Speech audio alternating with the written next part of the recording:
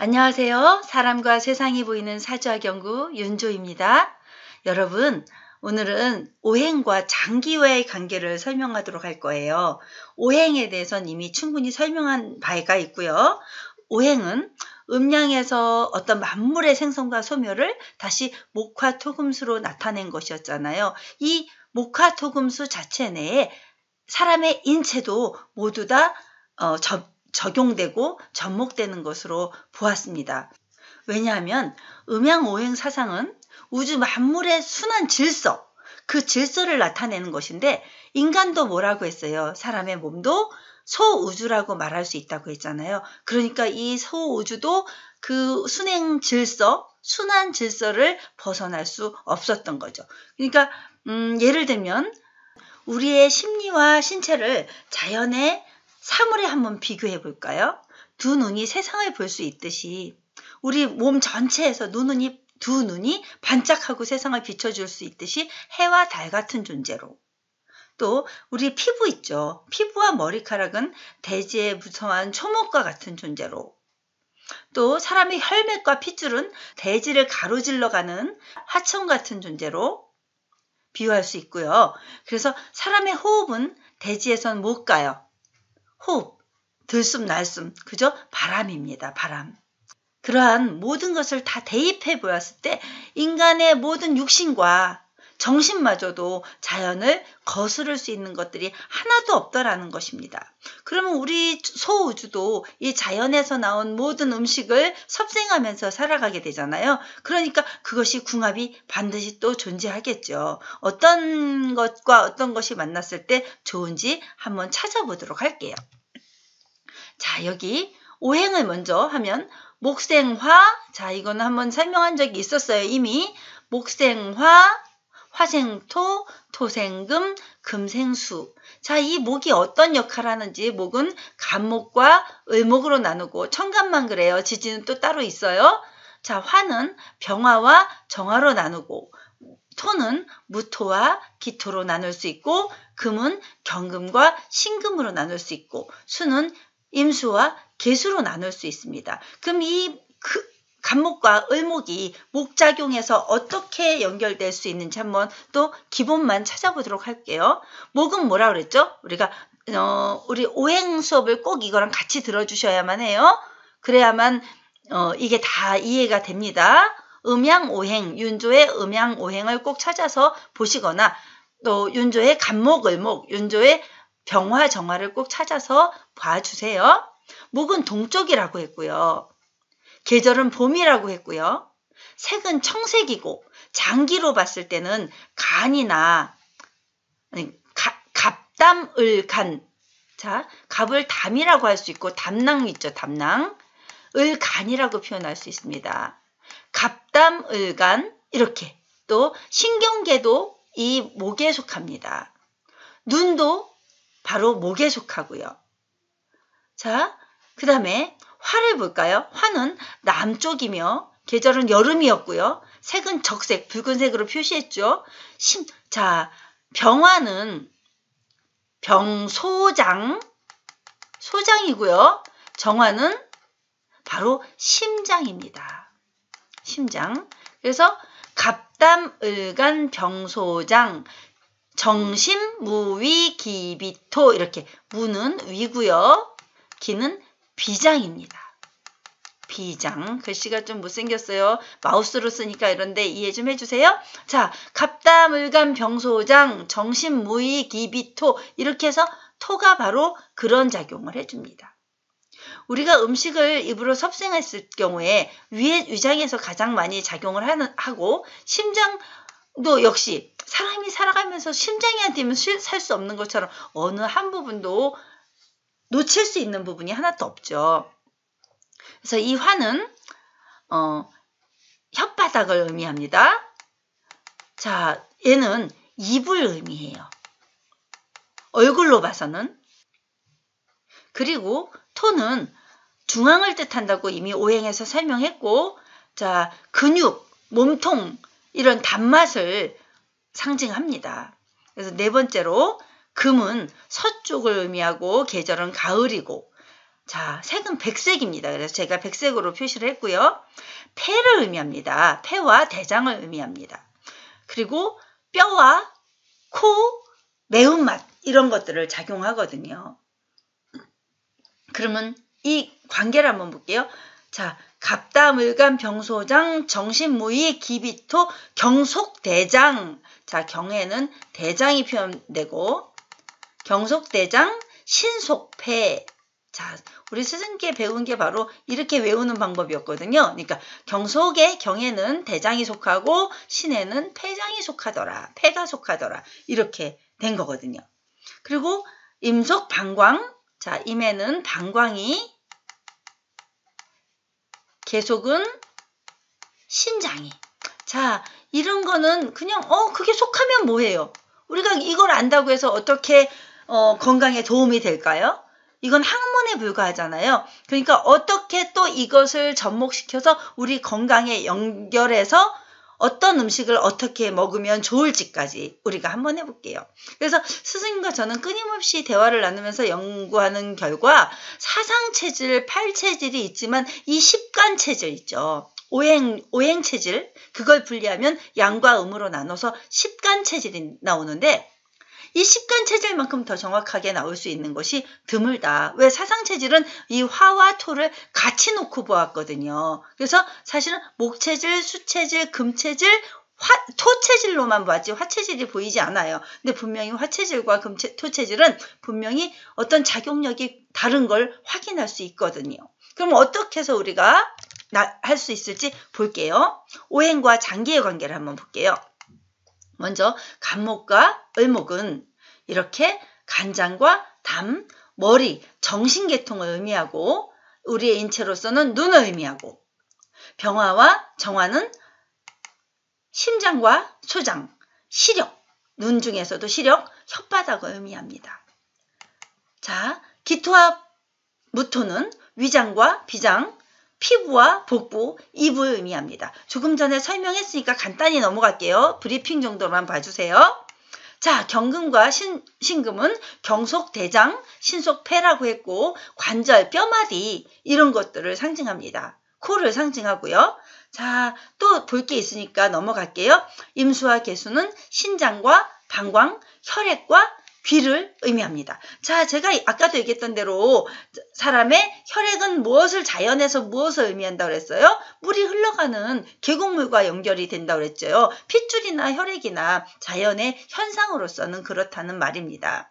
또 경금과 경금이죠. 금속이라고 생각해 보세요. 사람의 인체에서는 뭘까요? 뼈와 관절인 거죠. 그렇게 우리가 외우려고 하지 마시고요. 이것을 상징적인 대입을 해보는 연습이 중요하고 필요합니다.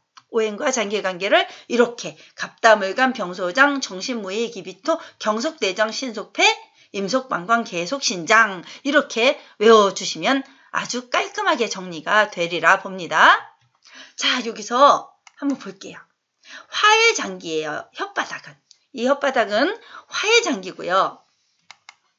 이 입은 토의 장기입니다.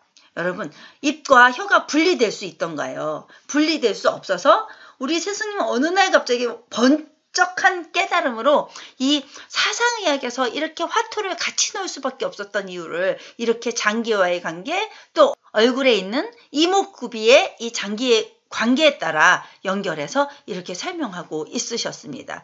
자, 요 귀는 수의 장기입니다. 그래서 우리 이 침을 보면요. 귀에 모든 여기 눈은 목의 장기고요. 사실은 근데 중요한 게 있어요. 자, 이렇게 보았을 때 엄마의 자궁처럼 여기 아기의 머리가 있고요. 아기의 등이 있고요. 여기 다리가 있고요. 이렇게 어깨가 있고요. 팔이 있고요. 이렇게 해서 전부 다 사실은 여기에 다 들어있다. 알고 보면 이렇게 들어있다라고 하면서 여기서 이침을 하잖아요. 여기가 눈이고 여기가 등판이고 이러면서 여기가 방광 쪽이고 그래서 사실은 이 부분을 너무 잘못 마사지 되었을 때 이 부분이 붉게 불고 올라왔을 때 방광에 직속적인 영향을 주는 그런 경우도 있고 이침을 잘 놨을 때는 전체 건강을 이 귀가 담당하기도 합니다. 그런데 오행적으로 봤을 때는 수를 상징하는 장기라는 거예요. 이 귀 하나에도 전체 혈자리가 다 담겨 있고 그렇다고 하지만 장기의 그 구성에 하나로 보았을 때는 수의 장기로 보고요. 목의 장기에도 역시 요 눈동자 있죠. 눈동자 속에 까만 점이 있죠. 이걸 뭐라고 하나요? 갑자기 의학적인 용어 생각 안 나는데 이게 사실은 병화, 화의 기운으로 봅니다. 요 하얀 부분을 우리가 금의 기운으로 보고요. 요 또 하나하나의 눈에도 각자의 기운이 다 따로 있어요. 목화토금수가 요 안에 다 들어있다고 보는 것이죠. 그리고 코의 장기는요. 코는 금의 장기입니다. 그래서 사실은 우리 한국 사람들은 코가 아주 높은가요? 클레오파트라가 내 코가 조금만 높았어도 이런 얘기 했던 것처럼 이 코의 장기라는 것은 사실 금의 장기입니다. 그래서 서방 금 쪽 사람들 있죠? 서방 쪽의 사람들. 서쪽에 우리나라로 따지면 우리는 동방의 사람들이고 서방은 미국 사람들일 거 아니에요. 미국 사람들의 코가 확실히 높고 크죠. 금의 장기입니다. 그렇죠. 그런 작용력이 있고요. 자, 그러면 우리가 오행의 좋은 음식과 함께 한번 연결을 해볼까요? 오행 중에 목은 갑과 담을 상징한다고 그랬잖아요. 그러니까 목은 우리가 알고 보면 초록색이에요. 그죠? 청색이라고 생각하세요. 목의 상징 색깔은 청색이거든요. 그러면 청색에서 좋은 음식들을 찾아보세요. 시금치, 쑥갓, 케일, 미나리 뭐 이런 것들 다양하게 많이 우리가 초록색 채소들 있죠. 그것도 역시 마찬가지고 기름으로 따지면 올리브 알죠? 올리브 그 초록색 열매 그것도 기름을 짜서 마신다면 올리브유 감담에 좋은 작용을 한다고 합니다. 자, 그래서 올리브유를 우리 어느 고급 레스토랑에 가면 샐러드에 촥 뿌려주는 거 먹어본 적 있죠? 식빵에도 발라먹기도 하잖아요. 그런 굉장히 좋은 역할을 할 수 있고요. 자, 이제 목화로 가볼게요. 화는 심장과 소장을 갖고 있다고 그랬잖아요. 그 상징을. 근데 혀에 좋은 음식을 먹으면 되는데요. 붉은색 과일이나 야채 뭐 이런 것들을 따지면 됩니다.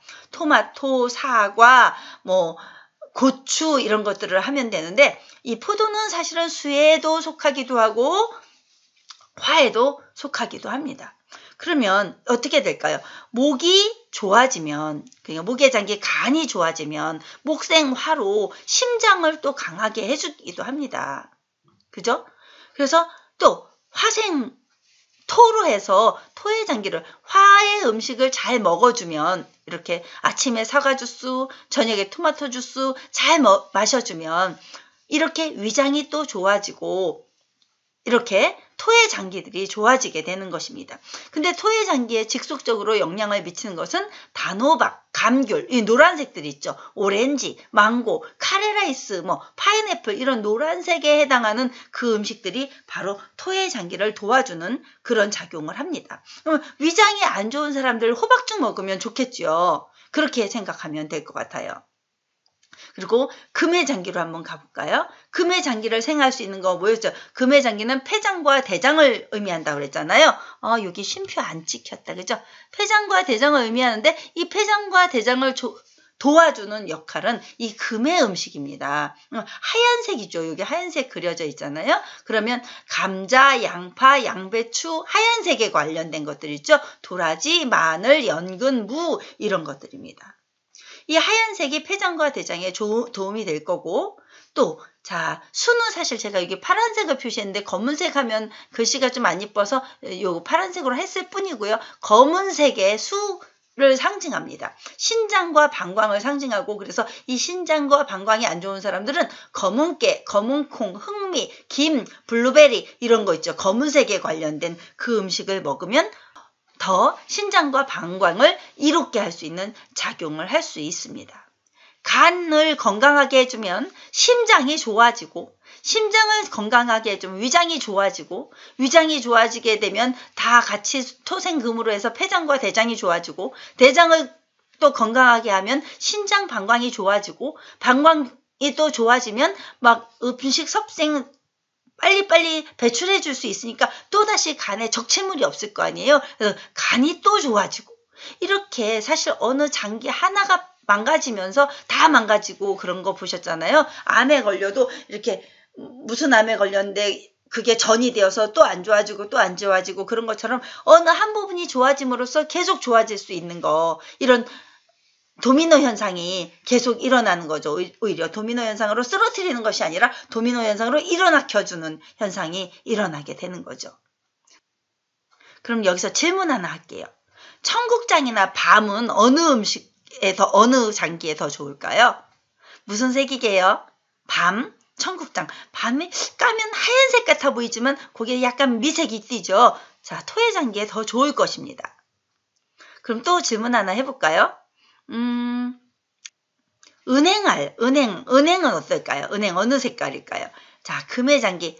깠을 때 볶으면 또 푸르둥둥해져요. 속은 하얀색이죠. 은행알은. 그런데 자, 그러면 목과 같이 건강하게 해줄 수 있을 거라고 보고요. 자, 그렇게 전체적인 걸 또 한번 훑어볼게요. 오행의 전체적인 맛으로 풀어볼게요. 간이 나쁠 때는요, 이 목의 상징 있죠. 신맛이 나는 음식으로 치료를 하면 좋고요. 심장이 나쁠 때는 이 화의 상징인 쓴맛으로, 위장이 나쁠 때는 이 토의 상징인 단맛으로, 폐장이 나쁠 때는 이 매운맛이죠. 금이 매운맛으로, 신장과 방광이 나쁠 때는 짠맛으로 치료를 해요. 그러면 선생님, 나 이 짠맛 소금 잔뜩 먹으면 안 된다는 거 알잖아요. 오히려 맹물을 많이 먹어주고 수박 같은 거 많이 먹어줘서 이걸 빼줘야 되는데 어떻게 그런 일이 있죠? 제가 말씀드리는 건 소금 같은 짠맛이 아닙니다. 그 어떤 나물 같은 걸 채취했을 때 어떤 맛에서는 쓴바기엔 쓴맛이 나고요. 또 시금치에서는 신맛이 나고요. 또 이렇게 호박 같은 경우는 단맛이 나고요. 그 검은콩 같은 경우는 짠 비린내 같은 게 나요. 검은깨. 그런 데서 나오는 걸 말하는 것입니다. 그 짠맛은. 백미는 달달하다면 흑미는 약간 좀 더 다른 맛이 나거든요. 한번 씹어보세요. 그런 맛에서 나오는 짠맛을 말하는 것입니다. 김도 역시 바닷가에서 채취했을 때 소금 뿌리지 않은 상태의 맹김 있죠. 그걸 한번 먹어보세요. 그런 걸 말하는 거예요. 신장 방광에 좋은 음식은 그 짠맛이라고 하는 게 그 짠맛을 말하는 것입니다. 절대 착각하면 안 돼요. 자, 그리고 이번에는 좀 재미있는 방법 중에 하나, 우리가 먹는 쌀밥이 얼마나 중요한지 그것처럼 다른 상징도 한번 찾아보는 거예요. 쌀을 생산하려면 어디서 생산하나요? 이 땅에서 생산하죠. 땅에서 쌀을 생산했어요. 자, 씻어서 나무에 불을 떼서 활활 타오르는 불 기운으로 가마솥에 우리 솥단지 있죠? 솥단지에 밥을 해서 밥을 할 때 뭘 넣어요? 물을 넣고 쌀을 불려서 밥을 하죠. 이렇게 목화 토금수가 다 갖춰지지 않으면 밥 한 끼도 먹을 수 없는 게 우리의 인생입니다. 삶입니다. 자, 그런 것처럼 또 역시 마찬가지로 땅에서 자, 목극토한 나무죠. 목극토한 나무 뿌리가 토에 박은 그것이 비의 기운을 받고 태양의 기운을 받아서 열매를 얻는다. 우리 섭생을 유지하게 되는 모든 재료는 그렇게 해서 우리의 일용할 양식이 되는 것입니다. 재밌죠, 이런 이론. 쌀 외에도 보리, 조, 콩, 기장 여러 가지 곡식이 있잖아요. 그런 것도 역시 마찬가지로 이런 자연의 원리를 통해서 우리에게 오는데, 만약에 좁쌀 같은 경우는 이런 사람들에게 더 좋을 거고요. 그죠? 토지 사람들에게. 검은 콩, 보리 다 역할이 다를 거예요. 근데 제일 중요한 건 골고루 다 먹으면 골고루 다 좋겠죠. 그래서 우리 선조들은 오곡밥을 그렇게 즐겨 해 먹었던, 그렇게 옛날에 쌀이 더 귀해서 그랬다는 말도 있었지만 오곡밥을 먹으면서 여러 가지 나무를 정월 대보름에 먹고 이런 지혜를 발휘했던 거죠. 이렇게 우리가 오행에 좋은 음식을 통해서 건강을 한번 생각해보는, 장기와의 관계를 통해서 건강 음식까지 생각해보는 그런 시간을 가졌습니다. 여러분, 골고루 자기 체질에 맞게 잘 찾아서 드시면서 나에게 없는 오행을 더더욱 갖추어서 드신다면 좋습니다. 건강에 더 좋을 것입니다. 그러려면 사주에 내 오행이 무엇이 부족한지, 무엇이 태고한지 그걸 찾을 수 있는 지혜가 필요해요. 그러니까 사주 원국을 먼저 잘 분석해보고 어느 시기에 나에게 어떤 기운이 더 필요한지 보시면 좋고요. 또 하나 제가 아는 분 중에서는 토 오행이 아주 극심하게 치우쳐 있는 분이 있었어요. 그 토가 너무 태고했을 경우에 위암이 걸린 분을 실제로 만나본 적이 있어요. 상담 중에. 그러니까 그렇게 자기에게 태고한 음식이 있을 경우에 어떻게 그것을 벗어날 수 있는지까지도 이런 공부한 사람들과 의논한다면 좋은 도움이 될 수 있고 건강을 찾을 수 있는 지름길이 될 거라고 봅니다. 여러분, 지혜로움을 발휘할 수 있는 우리가 되기로 해요. 감사합니다.